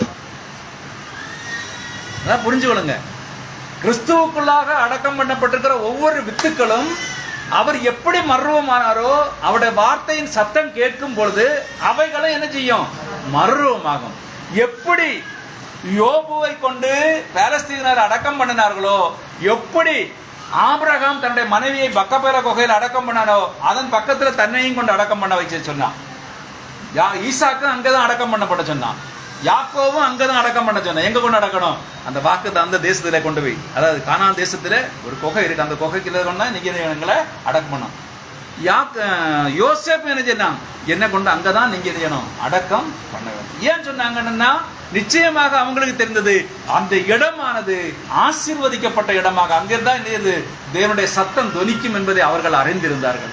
அப்ப கிறிஸ்துவுக்குள்ளாக இருக்கிற ஒவ்வொரு மனவாட்டிகளும் கிறிஸ்துவுக்குள்ளாக அடக்கம் பண்ணப்படும் பொழுது அவர்களுடைய உயிர்த்தெழுதலின் வல்லமையானது கிறிஸ்துவுக்குள்ளாக இருக்கிறது. அதான் சொல்றாரு பாருங்க. அடுத்து சொல்றாரு, நம்முடைய ஜீவன் கிறிஸ்து மூலமாக தேவனுக்குள் மறைந்திருக்கு. ஒரு வசனம் இருக்கு, வாசிங்கள். அது 2 கொரிந்தியர் 1 கொரிந்தியர் 5 என்ன வரேன்னு நினைக்கிறேன். கொரிந்தியர் தான் நினைக்கிறேன். கொரிந்தியனா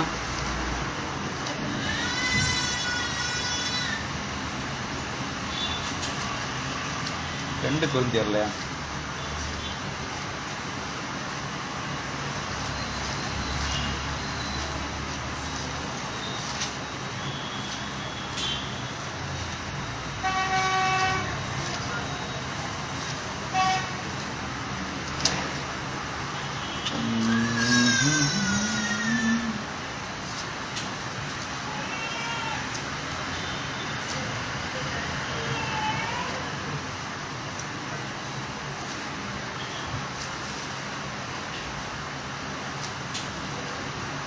வரும். சரி, நம்ம வேண்டாம், எடுப்போம், பின்னாடி எடுப்போம் ஒரு நாளைக்கு.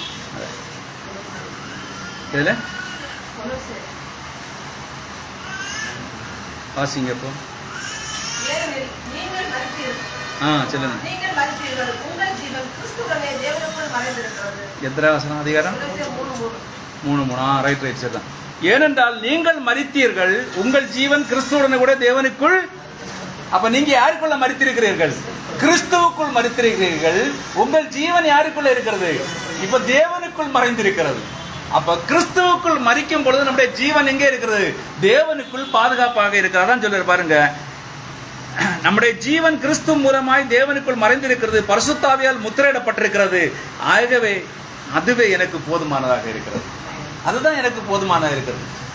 கீழே சொல்றாரு பாருங்க, நான் பாதையின் முடிவில் வரும்போது ஒரு கோழையாக செல்ல எனக்கு விருப்பம் இல்லை.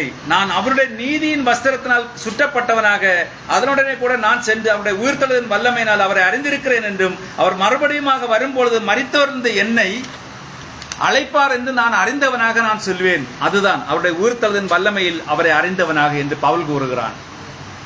அவர் என்னை அழைக்கும் போது நான் மரித்தோர்ந்து வெளியே வருவேன் என்று அறிவேன். கிறிஸ்துவுக்குள்ளாக அடக்கம் பண்ணப்பட்டு உலகத்துக்கு மரித்த கிறிஸ்துவுக்குள்ளாக உயிரடைந்து மேலான காரியங்களை நோக்கி பார்த்து பரலோக காரியங்களை நோக்கி பார்த்தால் அங்கே கிறிஸ்து தாமே மகத்துவமானவருடைய வலது பார்சத்தில் அமர்ந்து தம்முடைய அறிக்கையின் பேரில் பரிந்து பேசும்படியாய் என்றென்றுமாய் ஜீவித்துக் கொண்டிருக்கிறார். அப்போது நாம் விசுவாசத்தில் முன்னேறி ஜெயம் கொண்ட நாம் முன் செல்வோம். உங்களால் அதை காண முடிகிறதா? ஆவிக்குரிய வெளிப்பாடு. எல்லாமே ஆவிக்குரிய வெளிப்பாடை பற்றி தான் எனக்கு சொல்கிறார்.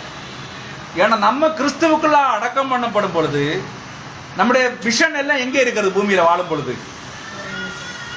அதாவது பூமியில பாருங்க, ஆபிரகாம் வாழ்ந்தான், ஈசகாக்கும் வாழ்ந்தான், யாக்கோபும் வாழ்ந்தான். அவர்கள் பூமியில எல்லாருமே வாழ்ந்த விதத்துல பாடுகள் இருந்தது, கஷ்டங்கள் இருந்தது, துன்பங்கள் இருந்தது, துயரங்கள் இருந்தது, வேதனைகள் இருந்தது, பிற ஜனங்களை கொண்டுள்ள நெருக்கங்கள் இருந்து எல்லாமே இருந்தது. ஆனா அவங்களுக்கு ஒரு வெளிப்பாடு இருந்தது. என்ன வெளிப்பாடு? மீட்பர் வருவாருங்கிற வெளிப்பாடு இருந்தது. அதே போலதான் இந்த கடைசி நாட்கள்ல இந்த மணவாட்டிக்கு என்ன இருக்கிறன்னா எல்லாமே இருக்கத்தான் செய்கிறது. பாடுகள் இருக்குது, கஷ்டம் இருக்குது, துன்பம் இருக்கு, துயரம் இருக்குது, வேதனைகள் இருக்கு, எல்லாமே இருக்குது. ஆனா அவைகள் மத்தியிலையும் தேவன் ஒரு வெளிப்பாட்டை அவர்களுக்கு கொடுத்திருக்கிறார். என்ன வெளிப்பாட்டு? ஆமீன் கர்த்தராகிய இயேசுவே வாரும். ஏன்னா அவங்கள்ட்ட எந்த குறையுமே தேவன் வைக்க போறது இல்லை. அவங்கள பூமியில ஏதாவது குறை வைப்பார் நினைக்கலாம், ஒரு குறையுமே வைக்கல. ஏன்னா தேவனுடைய தீர்க்கதரிசிகள் பாருங்க, நீங்க பழைய ஏற்பாட்டை பாருங்க, அவருடைய தீர்க்கதரிசிகளை யாருக்குமே எந்த குறையுமே தேவன் வைக்கவே இல்லை. தேவனுடைய மனிதர்களுக்கும் எந்த குறையுமே தேவன் வைக்கவே இல்லை. நல்லா புரிஞ்சுங்க, நேரம் 12 தாண்டிச்சு. எந்த குறையுமே தேவன் என்ன செய்யல, வைக்கவே இல்லை. பாருங்க, ஒன்றை சொல்லிட்டு முடிக்கிறேன். எலியா தேவனுடைய தீர்க்கதரிசி, அப்படித்தானே? என்ன சொன்னார் தேவன்? நீ போய் கேரித்து ஆற்றங்கண்டை போய் அங்க போய் உட்கார்ந்துருங்க. தேவனுடைய தீர்க்கதரிசி, அவனுடைய வாயால அவன் சொன்னால என்ன கிடைக்கும்? அவனுக்கு ஆகாரங்கள் கிடைக்கும். ஆனா தேவன் அதை சொல்ல வைத்தாரா? ஏன் சொல்ல வைக்கல? ஏன்னு சொன்னா தேவன் அவனை போஷிப்பதற்கு ஆயத்தப்படுத்தி இருந்த காரியங்களை தேவன் அவனுக்கு வெளிப்படுத்தி கொடுத்திருந்தார். உங்களை போஷிப்பதற்கு தேவன் சில காரியங்களை உங்களுக்கு வெளிப்படுத்தி தந்திருக்கிறார். நீங்க எப்படி வாழ்ந்து எப்படி இருந்தா எங்கே போக முடியும் என்கிற காரியங்களை தேவன் உங்களுக்கு வெளிப்படுத்துகிறார். அதே காரியத்தை யாருக்கு வெளிப்படுத்தி கொடுத்தார்? அவனுக்கும் வெளிப்படுத்தி கொடுத்தார். ஆனால் தான் கண்டிச்சாரு, தாகத்தை கொண்டு அவனுக்கு போஜனத்தை கொடுத்தார். கேரி தாட்ட தண்ணீர் அவன் குடிச்சான். அது தண்ணீர் வற்றி போனவன் என்ன செய்யறாரு? விதவையின் வீட்டை ஆயத்தப்படுத்தி வைத்தார். ஆயத்தப்படுத்தினார்ல. அப்போ தம்முடைய பிள்ளைகளுக்கு தேவன் என்ன செய்யறாரு? ஒரு குறையுமே என்ன செய்யறாரு? வைக்க மாட்டார். ஆனால் அவருடைய பிள்ளைகள் அவருடைய வழியில் நடக்கிறத அவர் விரும்புகிறார். எதை விரும்புறாரு? உங்களுக்கு ஒரு குறைவையும் தேவன் வைக்கவில்லை. ஆனால் நீங்கள் செய்ய வேண்டிய ஒரே ஒரு காரியம் என்று சொன்னால் பரம தகப்பனுக்கு பிரியமாக நடக்க வேண்டும் என்பதை தேவன் விரும்புகிறார். கர்த்தர் தாமே உங்களை ஆசீர்வதிப்பாராக. நான் ஜெபிப்பேன். ஸ்தோத்திரம் நல்ல தகப்பனே, நன்றியோடு உம்மை துதிக்கிறோம், ஸ்தோத்தரிக்கிறோம் ஆண்டவரே. எங்கள் தேவாதி தேவனும் ராஜாதி ராஜாவும் கர்த்தாதி கர்த்தாவுமா இருக்கிற எங்கள் கர்த்தராகிய இயேசு கிறிஸ்துவே உமக்கு நாங்கள் நன்றி சொல்கிறோம், நன்றியோடு உம்மை துதிக்கிறோம், ஸ்தோத்தரிக்கிறோம் ஆண்டவரே. அப்பா பிதாவை என்று அழைக்கிற புத்திரஸ்ரீயாத்தின் ஆவியை தந்தவரே உமக்கு நாங்கள் நன்றி சொல்கிறோம், நன்றியோடு உம்மை துதிக்கிறோம், ஸ்தோத்தரிக்கிறோம் ஆண்டவரே. பரம தகப்பனே, இந்த காலை பொழுது நம்முடைய சமூகத்தில் நாங்கள் கடந்து வந்து இந்த மத்தியான வேளையில் ஆண்டவரே உம்மை தியானிக்கும்படியான ஒரு மகத்தான கிருபையை கர்த்தாவே எங்களுக்கு தந்திருந்ததாக நன்றியோடு உம்மை துதிக்கிறோம், ஸ்தோத்தரிக்கிறோம் ஆண்டவரே. பாடல்கள் மூலம், துதிகள் மூலம், ஸ்தோத்திரங்கள் மூலம், சங்கீதங்கள் மூலம், பிள்ளைகள் சொன்ன வசனங்கள் மூலம், சாட்சிகள் மூலம் ஆண்டவரே, கடைசியாக மகிமைப்படுத்தப்பட்ட இயேசு என்ற தீர்க்கதரிசியுடைய செய்தியின் மூலமாக ஆண்டவரே தேவரீர் பழைய ஏற்பாட்டு பரிசுத்தவான்கள் எல்லாம் ஒரே குறிக்கோளை கொண்டிருந்தனர். எங்களை எங்கள் சுய தேசத்திலே கொண்டு போய் அடக்கம் பண்ணுங்கள் என்று சொல்லி நிச்சயமாக மீட்பர் வருவார். ஆண்டவரே, அவர்கள் யோபு சொன்ன அந்த வாக்கு தத்தங்களை நோக்கி பார்த்து என் மீட்பர் உயிரோடு இருக்கிறார், அவர் நிச்சயமாக வருவார் என்கிற அந்த விசுவாசத்தோடு ஆண்டவர் எங்களை சுய தேசத்திலே கொண்டு அடக்கம் பண்ணுங்கள் என்று சொல்லுகிறார்கள். தகப்பனே, தீர்க்கதரிசியும் சொல்லுகிறார், என்னை கிறிஸ்து இயேசுக்குள்ளாக அடக்கம் பண்ணுங்கள் என்று சொல்லுகிறார். ஆண்டவரே, உம்முடைய மனவாட்டிகளும் கிறிஸ்து இயேசுக்குள்ளாக அடக்கம் பண்ணப்படுவார்களாம். அப்பொழுதுதான் ஆண்டவரே உயிர்த்தெழுதலின் வல்லமையானது அவர்களை மறுரூபமாக்கி உம்முடைய சமூகத்தில் கொண்டு வந்து சேர்க்கும் என்பதை நாங்கள் அறிஞ்சிருக்கிறோம். ஆம் கர்த்தராகிய இயேசு கிறிஸ்து, நாங்களும் அவிதமாக அடக்கம் பண்ணப்பட்டு ஆண்டவராகிய இயேசு கிறிஸ்துவினுடைய வருகையின் பிரசனத்தில் நாங்கள் உயிர்த்தெழுதப்பட்டு உம்முடைய சமூகத்தில் காண்போம் என்கிற ஒரு விசுவாசத்தை கர்த்தாவே எங்களுக்கு தந்திருக்கிறேன். அதற்காக நாங்கள் உமக்கு நன்றி சொல்கிறோம், நன்றியோடு உம்மை துதிக்கிறோம், ஸ்தோத்தரிக்கிறோம் ஆண்டவரே. கர்த்தராகிய இயேசு கிறிஸ்துவை உமக்கு நாங்கள் நன்றி சொல்கிறோம். அப்பா பரம தகப்பனே, ஆமீன். கர்த்தராகிய இயேசுவே வாரும் என்கிற ஆவி எங்களுக்குள்ளாக வைத்து ஒவ்வொரு நாட்களும் உம்முடைய சமூகத்திலே உண்மை உத்தமாய் நடப்பதற்கு கர்த்தர் தந்த மகத்தான கிருபைகளுக்காக நாங்கள் நன்றியோடு உம்மை துதிக்கிறோம், ஸ்தோத்தரிக்கிறோம் ஆண்டவரே. தேவரீர் எங்களுடைய எண்ணங்களையும் சிந்தைகளையும் எல்லா காரியங்களையும் கர்த்தர் தாமே பொறுப்படுத்திக் கொள்ளும்படியாக செபிக்கிறோம் ஆண்டவரே. உம்முடைய வழிகள் நடக்கிற பிள்ளைகளாய் கர்த்தாவே நீர் எங்களை மாற்றி நீர் வழிநடத்தும்படியாக நாங்கள் செபிக்கிறோம். அப்பா, இந்த நாளிலும் அருமையின் சபையின் விசுவாச குடும்பத்தார் யாவரையும் கர்த்தர் பொறுப்படுத்திக் கொண்டே உமக்கு நாங்கள் நன்றி சொல்லுகிறோம் ஆண்டவரே. எங்கள் ஐக்கியத்திலிருந்து வெளிநாடுகளிலும் வெளி மாவட்டங்களிலும் வெளி தேசங்களிலும் வாழ்ந்து கொண்டிருக்கிற ஒவ்வொரு தேவனுடைய பிள்ளைகளையும் கர்த்தராகிய இயேசு நாமத்தில் அவர்களை ஆசீர்வதித்து நீர் வழிநடத்தும்படியாக நாங்கள் செபிக்கிறோம் ஆண்டவரே. வரத்தடைப்பட்ட தேவ பிள்ளைகளை கர்த்தாவை நீர் பொறுப்படுத்திக் கொள்ள முடியாது செபிக்கிறோம். சரீர பலவீனங்கள் எல்லாவற்றையும் கர்த்தாவை நீர் அறிந்திருக்கிறேன். அந்த பலவீனங்கள் எல்லாவற்றிலும் கர்த்தராகிய இயேசு கிறிஸ்து நாமத்தினால் மகத்தான விடுதலையை கர்த்தர் கொடுத்து ஏற்ற நாட்களை கர்த்தாவை ஆராதிக்கும்படியாக கூட்டி சேர்க்கும்படியாக நாங்கள் செபிக்கிறோம். அப்பா இந்த நாளிலும் ஆண்டவராய் இயேசு கிறிஸ்து உலகம் முழுவதிலும் கர்த்தராய் இயேசு கிறிஸ்துவின் பரிசுத்தமுள்ள நாமத்தை தொழுது கொள்கிற தேவ பிள்ளைகளையும் உம்முடைய நாமத்தின் நிமித்தம் ஆண்டவர் ஞானஸ்தானத்தை பெற்று பரிசுத்தாவின் அபிஷேகத்தை பெற்று உம்முடைய பந்தியை ஆண்டவரை ஆசரித்து உம்முடைய வருகை ஜீவிக்கின்ற ஒவ்வொரு தேவனுடைய பிள்ளைகளையும் கர்த்தர் ஆசீர்வதித்து வழிநடத்தும்படியாக ஜெபிக்கிறோம் அப்பா. இந்த நாளிலும் எங்கள் இந்தியா தேசத்திற்காக ஜெபிக்கிறோம், எங்கள் தமிழ்நாட்டிற்காக ஜெபிக்கிறோம், எங்கள் கன்னியாகுமரி மாவட்டத்துக்காக ஜெபிக்கிறோம். இந்த கருங்கல் பட்டணத்தை கர்த்தாவை உம்முடைய கருத்திலே நாங்கள் தந்து ஜெபிக்கிறோம். நாங்கள் ஆண்டு தங்கி இருக்கிற ஒவ்வொரு கிராமங்களையும் கர்த்தாவை உம்முடைய கருத்திலே தந்து ஜெபிக்கிறோம். தேவனுடைய பிள்ளைகள் எந்தெந்த தேசத்தில் ஜீவித்தார்களோ அந்தந்த தேசங்களில் ஆண்டவரை அவருக்கு சாட்சியாய் ஜீவித்தது போல நாங்கள் இருக்கின்ற தேசங்களில் உடைய நாமத்திற்கு மகிமை சாட்சியமாய் ஜீவிக்க கர்த்தாவை கிருபைகளையும் பலனையும் தந்து வழிநடத்தும்படியாக ஜெபிக்கிறோம் அப்பா. இந்த நாளிலும் ஆண்டவராய் இயேசு கிறிஸ்து எங்களை முழுவதுமாக உடைய கருத்திலே தருகிறோம். நீரே எங்களுக்கு நல்ல போதகனாகவும் ஆண்டவரே நல்ல வழியில் நடத்துகிற நல்ல மேய்ப்பனாகவும் நீர் இருந்து ஒவ்வொரு நாட்களும் ஆண்டவரே உம்முடைய சுவடுகளில் எங்களை நடத்தி உம்முடைய வருகை வரைந்த எங்களை பாதுகாத்து வழிநடத்தும்படியாய் எங்கள் மீட்பர் ரட்சகருமாகிய இயேசு நாமத்தில் ஆமென். என் ஆத்துமாவே கர்த்தரை ஸ்தோத்திரி, என் முழு உள்ளமையுடைய பரிசுத்த நாமத்தை ஸ்தோத்திரி. என் ஆத்துமாவே கர்த்தரை ஸ்தோத்திரி, அவர் செய்த சகல பாரங்களையும் மறவாதே. ஆமென். அவர் எளிமை. ஹல்லேலூயா ஹல்லேலூயா ஹல்லேலூயா ஹல்லேலூயா ஹல்லேலூயா ஹல்லேலூயா ஹல்லேலூயா ஹல்லேலூயா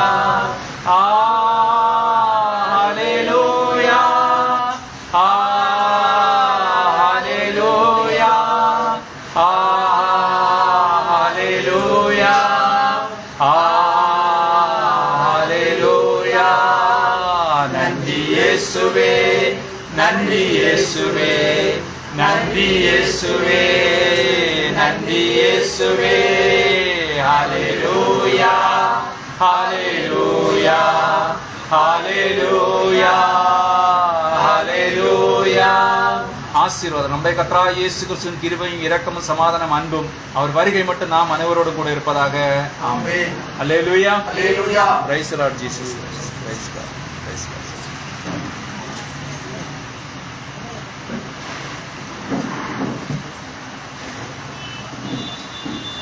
Thank you.